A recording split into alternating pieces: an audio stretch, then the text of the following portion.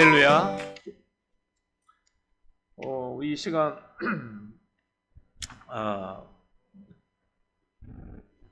하나님 말씀을 묵상하기를 원합니다. 오늘 말씀의 제목은 하나님과 나의 관계 안에 모든 해답이 있다 하는 제목으로 함께 은혜를 나누기를 원합니다. 20년간 종살이를 끝내고 아버지 집으로 돌아가는 야곱. 이제 형 에서를 만나지 않으면 안 되는 문제에 봉착합니다. 아버지를 만나려면 형 에서를 만나야 해요. 왜냐하면 에서가 그 집의 장자였기 때문입니다. 이제 형 에서와의 운명적인 만남을 앞두고 야곱은 일생일대의 큰 고민에 빠지게 됩니다. 20년 가까이 누적되었던 해결되지 못한 원한 관계를 어떻게 해결할 것인가? 그래서 야곱은 얄팍한 생각에 형에게 내분을 먼저 보내봅니다. 한번 찔러보는 거죠. 그런데 형이 웬걸 400명의 군사를 거느리고 야곱에게 오고 있다는 전가를 받게 됩니다. 절체절명의 위기에 빠져버린 야곱. 그는 얼마나 두려웠겠습니까? 그래서 그는 두려워하는 가운데 있을 때 하나님께서요, 갑자기 길을 가던 야곱 앞에 마하나임이라고 하는 군대를 보내셨어요. 하나님의 천사의 군대를 만나게 하셨어요. 야곱만이 보았던 거죠. 무슨 메시지였을까? 두려워하지 말라는 것이었지 않았겠습니까? 하나님이 너와 함께 하시고. 그래도 마음에 놓이지 않았던 야곱은 이제 다 죽어서는 안 된다. 그래서 두 때로 나누어서 재산과 사람을 나누어서 미리 갈라지게 합니다. 적어도 한쪽은 살리자. 처자식을 다 야복강을 건너게 하고 야복강 나루터에 혼자 야곱이 남게 되었습니다. 그런데 그 밤에 야곱이 혼자 남아서 얼마나 고민을 했겠습니까? 그때 갑자기 어떤 사람이 와서 다짜고짜 야곱에게 씨름을 걸어왔다는 거예요. 이 재밌는 상황. 이 사람이 도대체 누구냐? 라고 궁금해하던 차에 나중에 야곱은 이분이 하나님이라는 사실을 깨닫게 돼요. 왜 하나님은 절체절명에 빠져있는 야곱에게 오셔서 씨름을 거셨을까? 도대체 그건 무엇을 의미하는 걸까?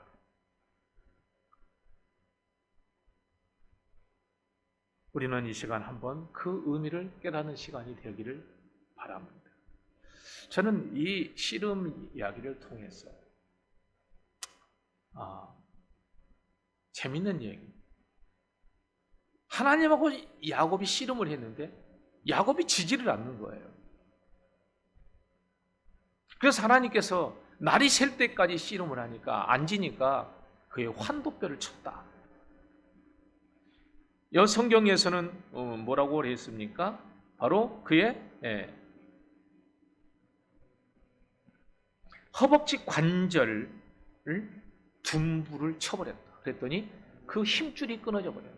이 골반 사이에 있는 힘줄이 끊어져 버리면 사람은 씨름할 때 이 힘을 쓸 수가 없잖아요. 그런데도 야곱은 붙잡고 하나님을 보내지 않겠다는 거예요. 하나님이 나를 축복하지 않으시면 나는 도저히 놓을 수가 없습니다. 보내드릴 수가 없습니다. 라고 하는 이 이야기가 오늘 우리에게 주신 본문입니다. 저는 여기서 두 가지 은혜를 깨달았어요. 첫째는 한번 따라서 합시다. 하나님이 주도적으로 문을 여는 시간을 붙잡자. 왜 씨름을 걸어오셨을까? 이건 하나님이 주도적으로 역사하는 시간임을 우리는 알아야 합니다. 원래 야곱은 어느 민족이? 히브리 민족이라고 있잖아요. 히브리 민족. 그런데 오늘 우리는 32장에 보면 22절부터 보면 두 아내와 두 여종과 11아들을 인도하여 야복 나루를 건널세. 23절 그들을 인도하여 시내를 건너가게 하고 그의 소유도 건너가게 하고 그 다음에 야곱은 홀로 남았다. 건너다라고 하는 히브리어는 아바르라고 합니다. 아바르. 지나가다, 건너다라는 뜻이에요. 그런데 히브리 민족을 뭐라고 하냐면 이브리. 아바르, 이브리라고 하는 이 말에 들려지는 동사, 이 이브리, 아바르는 비슷하잖아요. 그래서 히브리 민족을 건너온 민족이라고 그렇게 말하는 거예요. 강을 건넌 민족. 강은 두 지역을 나누는 경계선이, 또한 두 지역을 연결하는 연결선. 강을 건넌다는 것은 이쪽 세계에서 저쪽 세계로 넘어가는 것을 의미합니다. 과거를 청산하고 새로운 삶으로 나아감을 의미합니다. 그래서 여러분, 그 유명한 시저가 정권을 잡기 위해서 이성계처럼 유아대 해군을 할 때 루비콘 강을 건넜다라고 하는 유명한 말이 나오잖아요. 강을 건너는 것은 새로운 역사적인 전환점을 상징하는 것이기 때문입니다. 야곱이 새로운 삶을 시작하려면 이 강을 건너야 합니다. 이 강을 건너지 않으면 그런 새로운 삶을 시작할 수가 없습니다. 야곱은 바로 그 경계선에 서 있는 것이죠. 그러니 이 선을 넘어야 되는, 이 강을 건너야 되는 그는 불면의 밤을 지내야 했던 것입니다. 밤이다. 그렇죠. 밤이다. 밤에 야곱은 이 모든 것을 했습니다. 22절 밤. 밤이라고 하는 것은 뭐예요? 야곱의 영적 상태를 표현하는 것 아니겠습니까? 그만큼 그의 인생은 어두운 상태에 빠져 있었다. 여러분, 밤은 하나님께서 빛을 창조하시고 낮과 밤을 가르셨던 밤입니다. 하나님은 이 밤을 어떻게 사용하시는가? 우리 인생에 찾아온 인생의 어두운 밤을 하나님은 어떻게 사용하시는가? 야곱의 인생의 밤을 하나님은 지금 어떻게 사용하시는가? 이 밤을 틈타 야곱을 홀로 남게 되었고, 하나님은 이 밤을 틈타 야곱에게 씨름을 걸어 오시는 하나님이심을 볼 수가 있습니다.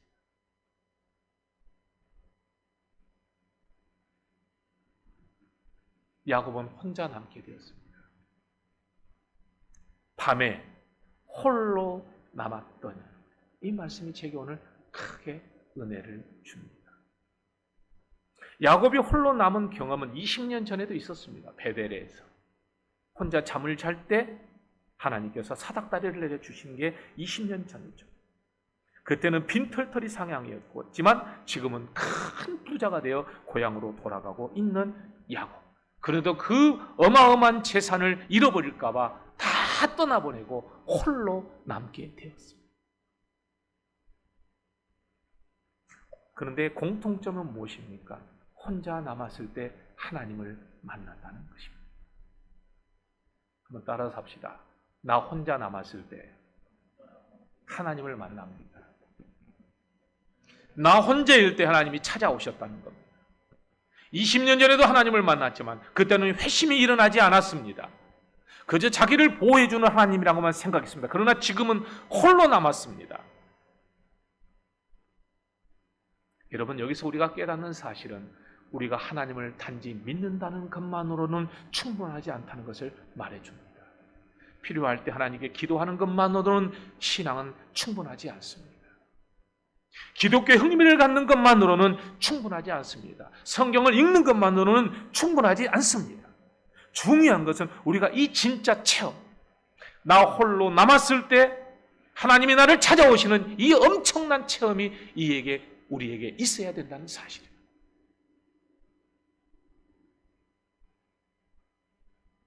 그래서 여러분, 회심은 강렬한 체험입니다. 나 혼자서 하나님을 만나는 사건. 야곱은 홀로 남았거든요. 홀로라는 것은 자기를 격리시키는 체험입니다. 그래서 회개하고 회심할 때는 오직 나만 있습니다. 하나님과 나만 남게 됩니다. 나의 모든 것을 다 띄워놓습니다. 야복강을 넘어 재산도 보내버리고 아내도 보내버리고 자식들도 보내버리고 오직 홀로 야곱 혼자 남게 되는 이 격리된 상황, 이 상황 속에 하나님은 오시는 것. 여러분, 나의 구원은 아내가 나를 구원시켜 주는 것 아니에요. 재산이 나를 구원시켜 주는 것 아니에요. 구원은 오직 나 혼자 하나님을 대면하는 사건입니다. 그런데 그래서 한번 따라서 합시다.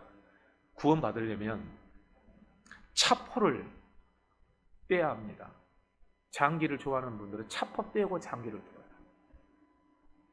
우리는 늘 나라고 하는 존재를 생각할 때 내 재산, 내 학벌,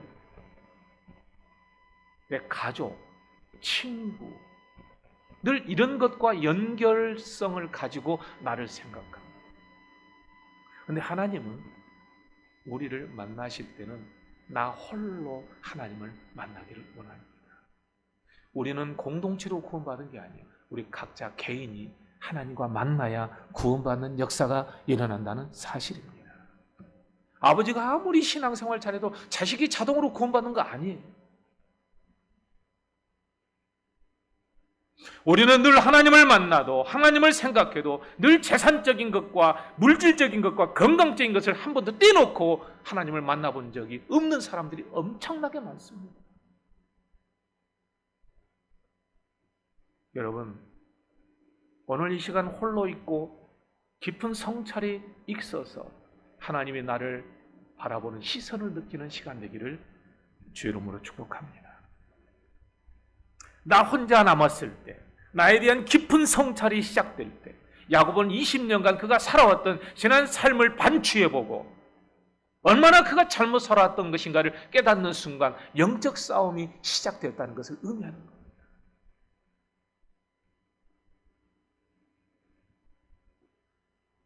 여러분들은 이런 강렬한 체험이 있습니까? 내가 하나님을 믿고 하나님을 체험했을 때, 내가 예수님을 믿고 구원받았을 때 이 강렬한 체험, 깊은 과거의 회개, 반성, 내가 잘못 살았던 내 삶에 대한 회한, 그 속에서 하나님을 영접했을 때 흐르는 눈물, 고통, 절규, 몸부림이 바로 야곱이 하나님을 만나는 강렬한 체험의 사건이었다는 것을 알 수가 있습니다. 여러분, 하나님을 정말 만나기를 원한다면 차포를 떼고 오직 하나님만을 바라보기를 주의 이름으로 축복합니다. 하나님은 우리를 이것들로부터 분리시키시고 오직 하나님만 바라보게 하십니다.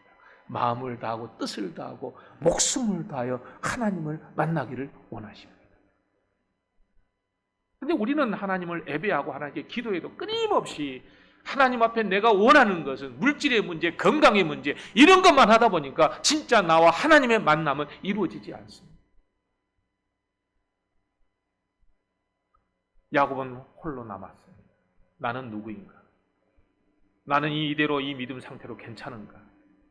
만약 내가 오늘 밤이라도 하나님이 불러가신다면 내 믿음은 괜찮은 상태인가? 세상의 것들로, 소유로, 일로 둘러싸 이런 체험들을 해보지 못하고 살아버린 나.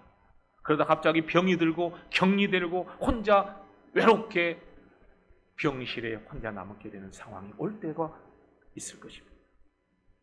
하나님은 그 모든 소유와 모든 관계들로부터 나를 따로 홀로 떼어놓으시고, 그랬을 때 하나님은 나를 찾아오시는 하나님이십니다. 이때가 바로 천국이 침노하는 사건.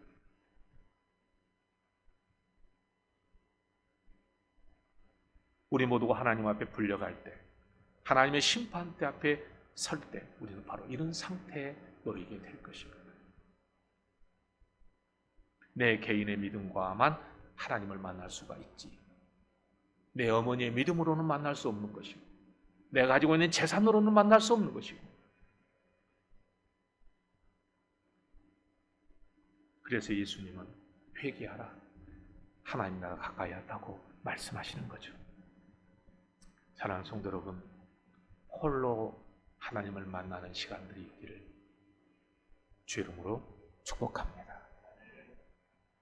이 씨름은 도대체 뭘까요? 두 번째, 하나님과의 치열한 인격적 만남을 가져야 된다는 겁니다. 씨름, 야곱이라고 하는 사람이 발 뒤꿈치를 잡는 자라는 말인데, 이스라엘 사회에서 전통 씨름에는 그런 게 있잖아요. 최고의 고난이도의 씨름이 두 사람이 탁 잡고 씨름하다가 갑자기 한 사람이 상대편의 발 뒤꿈치를 잡고 잡아채면 넘어지게 하는 고난이도의 기술이 있대요. 바로 야곱이 바로 여기에 능수능란한 사람이었습니다. 그런데 하나님이 그런 야곱에게 씨름을 걸어오십니다. 복음은, 믿음은 홀로 남게 할 뿐만 아니라 하나님과 인격적인 씨름을 하게 하는 사건이 바로 믿음입니다. 한 개인이 하나님과 인격적으로 만나게 되는 사건, 기독교는 어떤 사상이나 어떤 이데올로기가 아닙니다. 그것은 단순한 형통의 복이나 전쟁이나 평화에 관한 것도 아닙니다. 기독교는 한 인간이 하나님을 얼마나 치열하게 인격적으로 만나는 사건이냐의 문제입니다.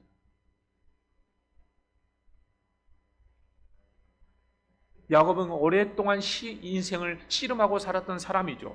형과 장자권을 놓고 씨름했습니다. 아버지를 속이기 위해서 씨름했습니다.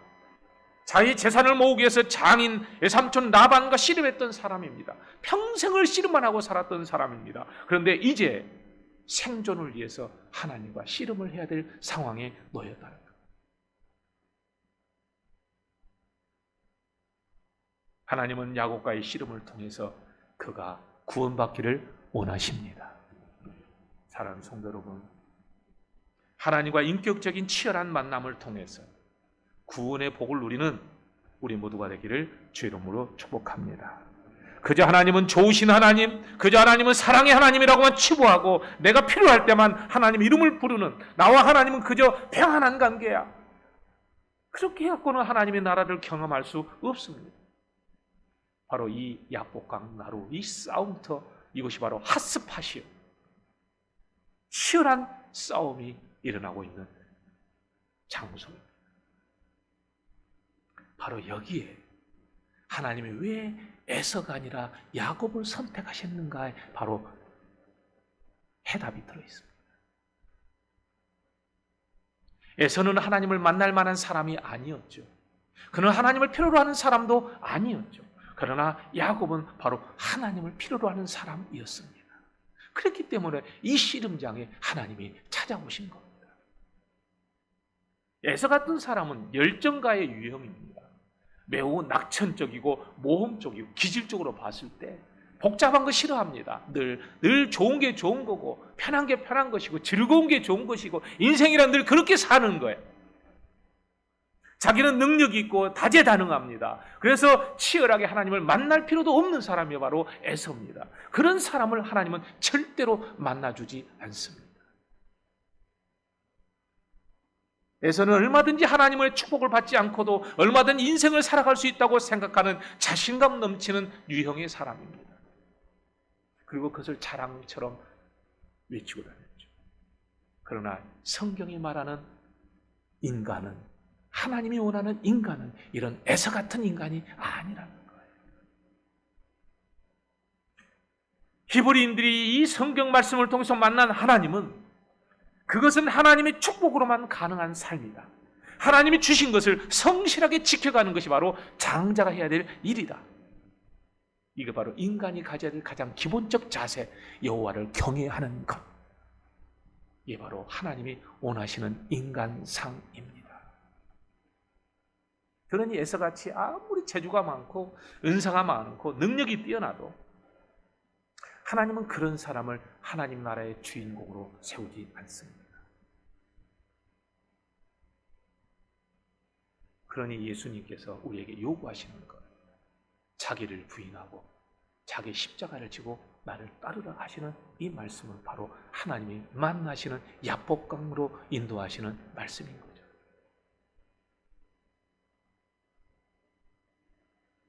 그러니 에서가 자기 동생 야곱에게 장자권을 넘겼다. 얼마나 인간적이고 휴머니스트냐, 얼마나 양보심이 강하냐, 이런 사람이 진짜 멋진 사람이 아니냐라고 성경은 결코 그에게 후한 점수를 쳐주지 않습니다.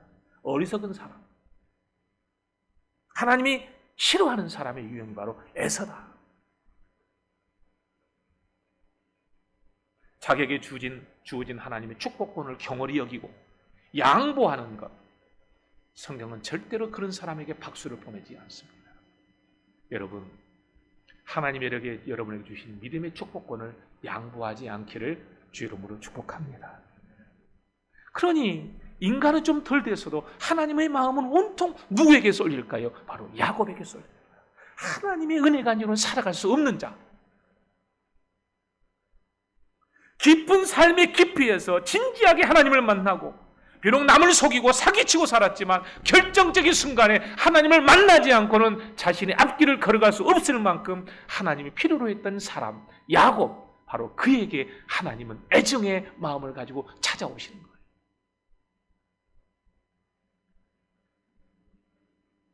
교회 다니는 사람의 인격이 좀 못났고 안 됐지만, 세상 사람이 비록 손가락질할지는 모르지만 그럼에도 불구하고 나는 하나님이 없이는 살아갈 수 없는 자라는 게 바로 야곱이 장자로 택함받은 이유입니다. 여러분, 하나님이 주신 믿음을 소중하게 여기를 주 이름으로 축복합니다. 이것 아니고는 살 수 없는 자예요. 하나님이 함께 하시지 않으면 나는 절대로 한 치 앞도 내다볼 수 없는 연약한 자임을 고백하며 하나님께 부르짖는 자, 이게 바로 야곱이 택함받은 이유입니다. 야곱은 홀로 남아 하나님을 만나는 사람이었어요. 에서는 그 많은 체주를 가지고 그 들판을 다니며 홀로 짐승을 잡았지만 한 번도 하나님을 만났다는 기록은 어디에도 없습니다. 하나님은 어떤 분이십니까? 또한 한번 따라서 합시다. 하나님은 행동하시는, 씨름을 걸어오시는 하나님이십니다. 왜 욥이 고난을 받았을까요? 왜 그 착하디 착한 욥에게 인생의 고난이 왔을까요? 하나님은 바로 그런 하나님이시라는 거예요. 씨름을 걸어오시는 하나님. 욥이 진짜 사람들에게 도덕적이고 선한 사람이고 착한 일을 하고 자기 자식들을 잘 관리하고 남한테 욕 얻어먹지 않고 부한 채무를 가지고 그냥 그렇게 살았더라면 그는 한 번도 하나님을 만난 적이 없었을 겁니다. 우리도 마찬가지예요. 우리는 하나님이 나를 택하신 이유는 바로 나에게 씨름을 걸어서라도 나로 하여금 하나님을 만나게 하는 사건들을 만들어내시는 역동적인 하나님이시라는 겁니다. 그러니 내게 고난이 와도 바울은 유익하다고 그랬습니다. 죽은 것도 유익하다고 그랬습니다. 왜요? 하나님을 만나는 강렬한 사건이 그에게 있기 때문이죠. 많은 분들이 교회를 다니면서 하는 말이 있습니다. 나는 참 복을 많이 받은 사람이에요. 왜요?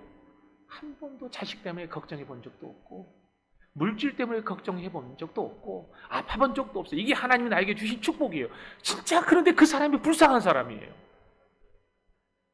그 사람은 하나님을 인격적으로 만난 사람이 아니라 하나님이 주신 혜택 때문에 하나님을 만났다고 착각한 사람이에요.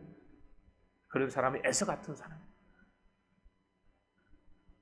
하나님이 찾는 사람 한 사람은 바로 야곱과 같은 사람.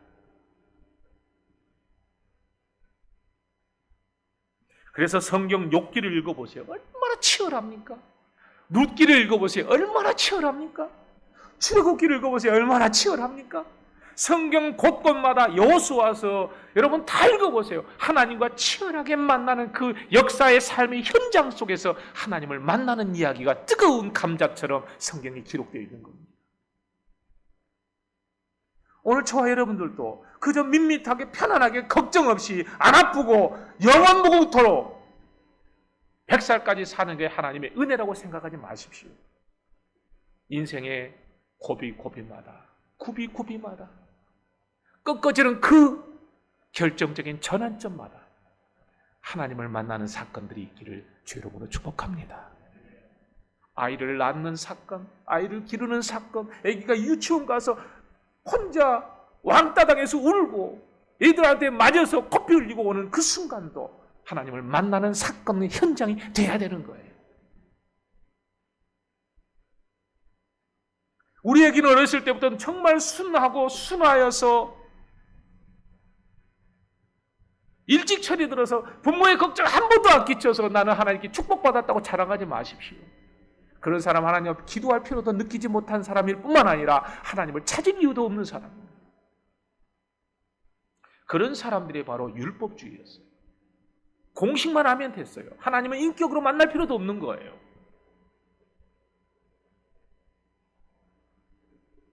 한나처럼 술 취한 자처럼 애절하게 울며 하나님 앞에 매달리는 그 기도 속에 하나님은 계셨던 거예요. 신명기서 26장 7절 한번 봐봅시다. 신명기서 26장 7절 8절 다 같이 읽어봅시다. 시작. 우리가 우리의 조상 하나님 여호와께 부르짖었더니 여호와께서 우리 음성을 들으시고 우리의 고통과 신고와 압제를 보시고 여호와께서 강한 손과 편팔과 큰 위엄과 이적과 기사로 우리를 애굽에서 인도하여 내시고 아멘. 하나님은 어디 계세요? 그들의 부르짖음 속에, 그들이 고난받는 현장 속에, 치열하게 하나님을 필요로 하지 않으면 살 수 없는 그들 속에 하나님은 와 계셨다.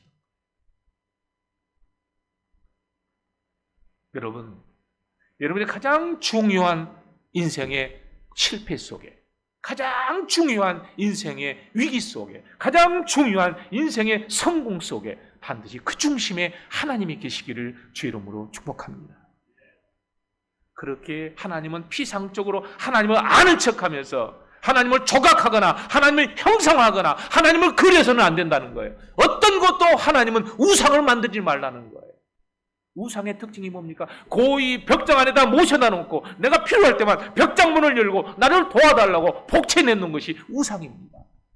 하나님은 벽장 속에 할 일 없이 우리를 부를 때까지 기다리신 하나님이 아니라는 거예요. 하나님이 치열하게 우리의 싸움의 현장에 동행하시고 함께 하시는 임마누엘 하나님이신 줄 믿습니다. 그러니 신앙은 탁상공론이 아닙니다. 신앙은 관념이나 사변 속에 존재하는 분이 아닙니다. 하나님은 치열하게 우리의 싸움에 인생의 한복판에서 나와 동행하시며 옆구리에 창이 찔리시며 손과 발에 못이 박히시며 나를 위해서 대신하여 침뱉음을 당하시는 치욕과 수치를 당하시는 그 현장 속에 나와 함께 하시는 하나님이시다. 이 하나님을 우리는 뭐라고 해요?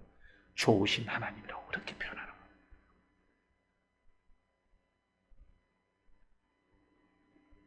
그러니 하나님이 어떤 형상도 만들지 말라는 거예요. 형상을 만드는 순간 그 하나님은 그냥 목상이 되는 거예요. 움직이지 못하는 신이 되어버립니다. 여러분, 하나님은 자유하는 영이신 줄 믿습니다. 내가 너와 함께하리라. 나는 아브라함의 하나님, 이삭의 하나님, 야곱의 하나님이다. 바로 이게 야곱의 야복강 나루토의 씨름을 걸어오신 하나님이 주신 메시지입니다. 내가 너를 떠나지 않겠다. 이스라엘은 바로 이런 하나님을 고백하는 거예요. 호세아서 6장 1절 다 같이 읽어봅시다. 시작. 오라 우리가 여호와께로 돌아가자. 여호와께서 우리를 찢으셨으나 도로 낫게 하실 것이요 우리를 치셨으나 싸며 주실 것임이라. 아멘. 어디도 말없이 순종하며 순말하게 순하게 우리가 원하는 것만 들어주는 발 같은 신이 어디 있어요? 하나님은 우리를 찢어버리시고 싸매시고 기어이 하나님께 돌아오라고 외치시고 절규하시는 하나님이신 줄 믿습니다. 그런 의미에서 에서는 결코 하나님 앞에 낙점될 수 없는 사람이었다. 매력적인 인간성을 가지고 있었으나 그는 결코 하나님의 장자가 될 수 없는 사람이었다. 교회에서는 착한 사람을 찾는 게 아니라 야곱처럼 하나님을 만나지 않고는 살아갈 수 없는 치열한 싸움을 하는 사람이 교회에 있어야 합니다. 그것이 바로 기도하는 사람이고 그것이 바로 말씀에 묵상하는 사람이고 그것 때문에 고민하고 하나님과 씨름하며 평생을 사는 믿음의 사람의 모습입니다. 우리는 누구나가 다 하나님의 장자의 축복을 받기는 원하지만 야곱과 같이 살기는 원하지 않습니다. 오늘 나는 하나님이 원하시는 인간상인가? 아니면 하나님이 싫어하시는 인간상인가? 그런 면에서 에서는 야곱의 발 뒤꿈치도 따라가지 못하는 존재였어요. 다시 한번 기회를 주었어도 에서는 장자가 될 수 없었습니다.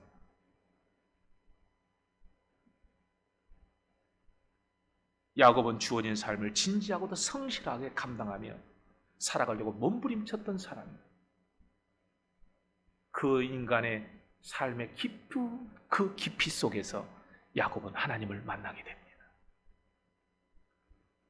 우리는 하나님을 천박한 하나님으로 만들지 않으려면 좀 더 깊이 여러분의 인생과 여러분의 신앙을 파들어가기를 주 이름으로 축복합니다. 그저 노천의 탄광처럼 있으면 주워드리는 금덩이가 아니에요. 진주 하나를 찾기 위해서 이빨이 깨지도록 깨물고 하나님을 찾는 게 바로 진짜 믿음의 사람이에요.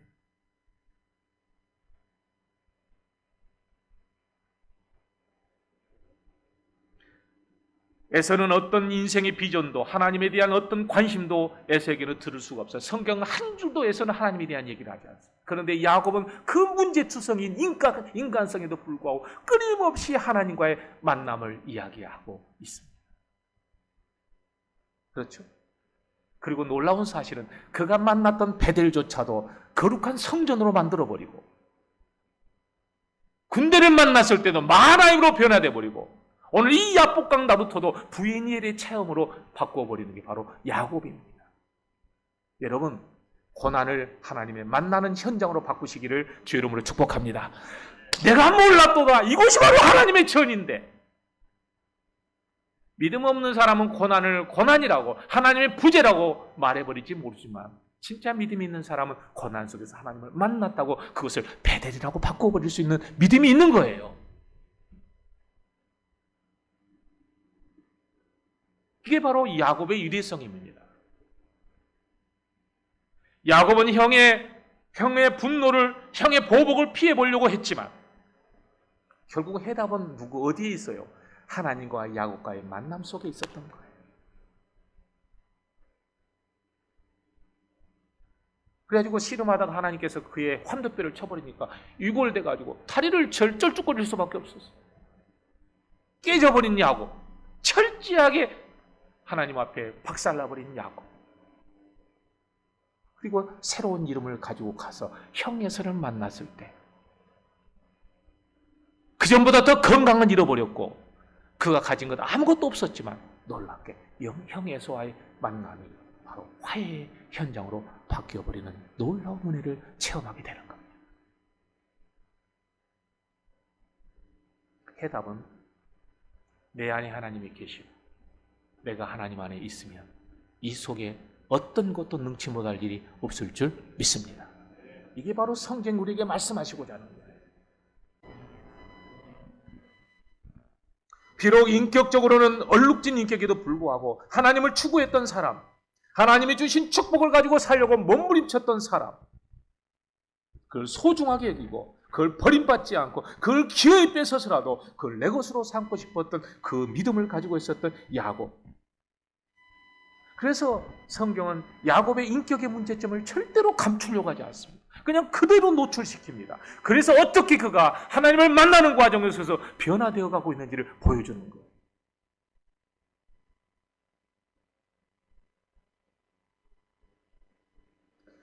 우리도 인생 속에서 만나는 베델의 사건들이 있습니다. 루스였던 사건이 있습니다.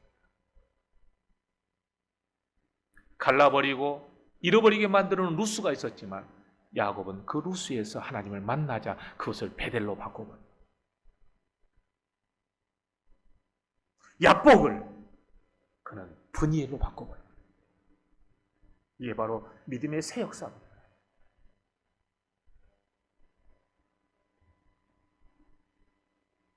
야곱은 원래 힘이 매우 좋은 사람이었어요. 그렇죠? 그래서 그는 태어날 때부터 얼마나 힘이 좋았던지 형의 발 뒤꿈치를 잡고 놔주질 않는 거예요, 애가. 여러 사람이 힘을 합쳐야 움직일 수 있는 우물의 뚜껑을 라헬을 위해서 혼자서 열어버릴 만큼 힘이 좋았어요. 장인 라반을 위해서 20년 동안 일하면서도 체력적으로 절대로 고갈되지 않을 만큼 체력이 좋았던 사람입니다. 그런데 그 야곱이 온 힘을 다해 필사적으로 하나님과 씨름을 합니다. 야곱은 치지 않습니다. 얼마나 이 사람이 변화가 어려운 사람이라는 것을 알 수가 있어요. 야곱 같은 유형은 변화가 힘들어요. 하나님을 믿고 예수 믿고 변화돼 버리면 좋은데 막 세월이 흘러도 안 변한 거예요. 기어이 쓰러지고 이 엉덩이 뼈를 쳐버리고 유골 되었어도 씨름을 할 수 있는 힘이 남아있지 않았음에도 불구하고 하나님의 옷자락을 붙들고 놓지 않는 야곱. 그게 재밌잖아요. 이름을 바꿔주셨는데 하나님과 겨루어 이겼다. 이겼다는 게 진짜 씨름에서 이겼다는 뜻일까요?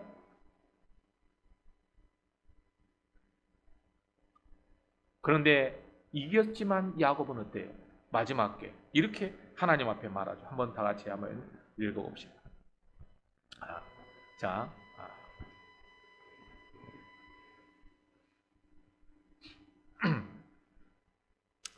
26절입니다. 26절 다 같이 읽어봅시다. 26절 시작. 그가 이르되 날이 세려하니 나로 가게 하라. 야곱 이르되 당신이 내게 축복하지 아니하면 가게 하지 아니하겠나이다. 아멘. 왜 이겼는데 하나님의 축복이 필요했냐는 거예요. 힘으로 이길 수는 있을지는 몰라도 그것을 가지고 에서의 문제를 해결할 수는 없는 겁니다. 아무리 많은 돈을 가졌어도 그것은 하나님의 축복으로 해결할 수밖에 없는 것입니다. 아무리 기술이 좋아도 그것으로 인간의 문제를, 인간 간의 관계의 문제를 해결할 수 있는 게 아닙니다. 자식의 문제를 해결할 수 있는 게 아닙니다. 이 모든 문제의 해답은 하나님의 축복 속에 있기 때문에 하나님이 축복하지 않으면 놓을 수가 없다고 말하는 겁니다. 이런 사람을 하나님이 사랑하지 않겠어요? 하나님 아니고는 살아갈 수 없다고 고백하는 이 야곱, 끝까지 놓지 않는 야곱에 대한 이 끈질김의 믿음.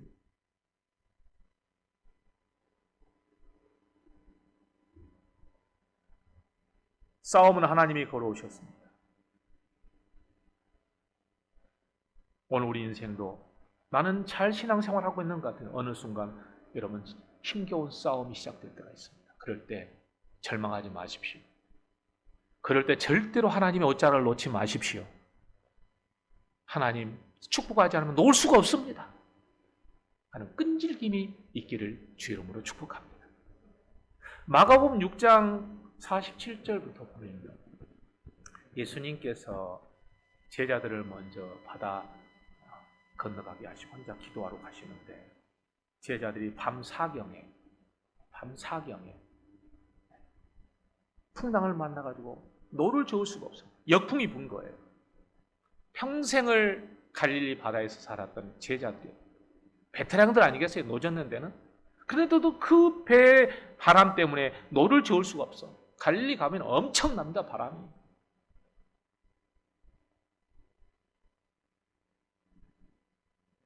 밤 사경이라 하면요, 6시부터 9시까지가 1경, 3시간 단위예요. 12시간을 4로 나누어서.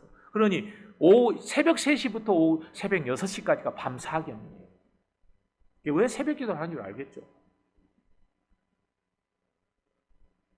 예수님이 언덕 위에서 풍랑을 겪고 있는 제자들을 바라보고 계셨던 그들을 약올리기 위함이 예수님은 밤 사경이 될 때까지 기다렸습니다. 너희 힘으로 한번 해봤나? 네 힘으로 되나 한번 봐라.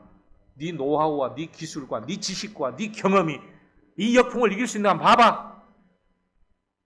안 될걸? 이라고 말씀하신 것 같지 않아요? 밤 사경. 어떤 목사님의 간증에 이런 얘기했어요. 자신은 평생 청소년 사역을 했는데 굉장히 성공적으로 하셨던 목사님이래요. 그래서 전국적으로 청소년 사역하는데 세미나와 강연을 하러 다니신 만큼 유명한 분이었어요. 그래서 이분은 문제투성이의 아이들, 이 아이들을 잘 섬기고 가르쳐서 아이들이 변화됩니다. 영화 여러분 코러스라는 영화도 보면 그런 게 있잖아요.